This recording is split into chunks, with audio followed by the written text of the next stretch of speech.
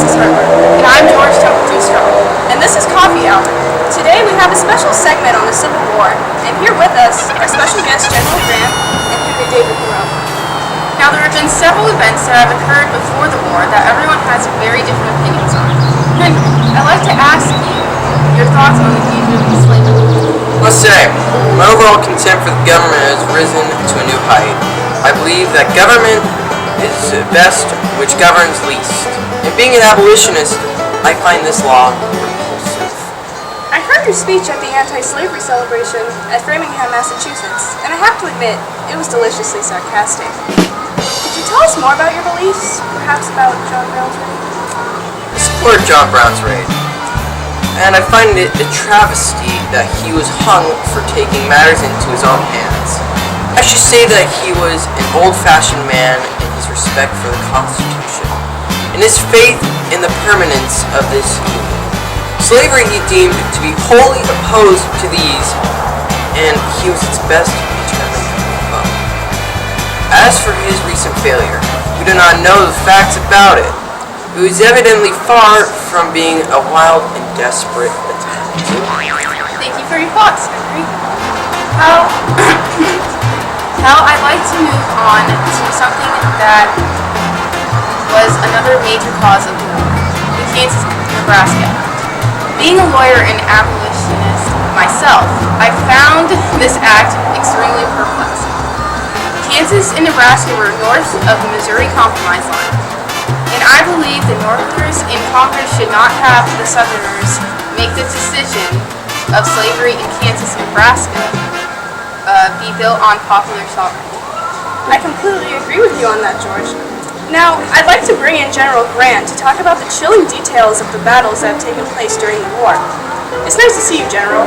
Now, I understand that every battle was a significant one in the eyes of the Union. However, I'd like to talk specifically about one of the most bloody battles that's been fought, the Battle of Antietam. Well, Francis, to begin, I'd like to say that this was the single bloodiest battle day in American military history, even though it only took place in one day.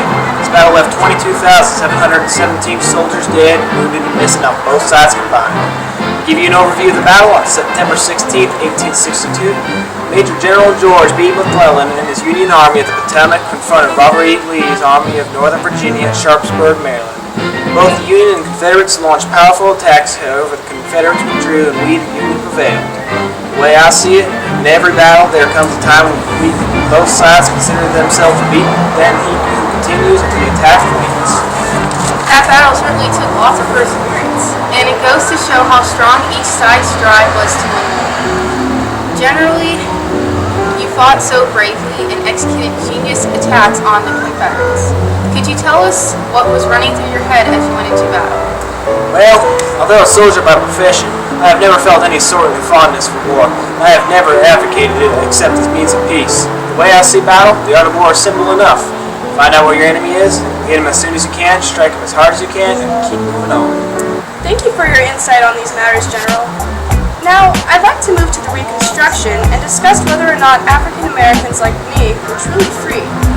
Personally, I felt that the efforts of the radical Republicans to help African Americans become independent were largely ignored.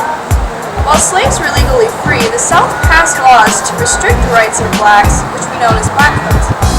I find these laws extremely repulsive. Listen to this. No Negro or freedman shall be permitted to rent to keep a house in town under any circumstances.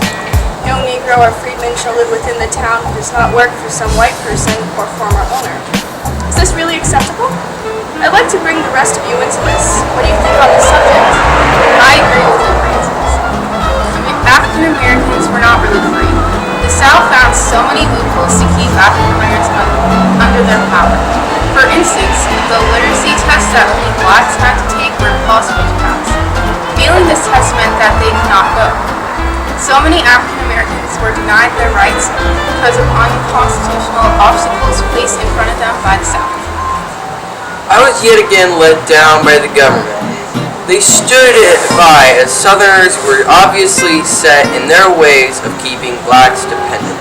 I believe that if the machine of government is of such a nature that it requires you to be the agent of justice to another, then I say break the law.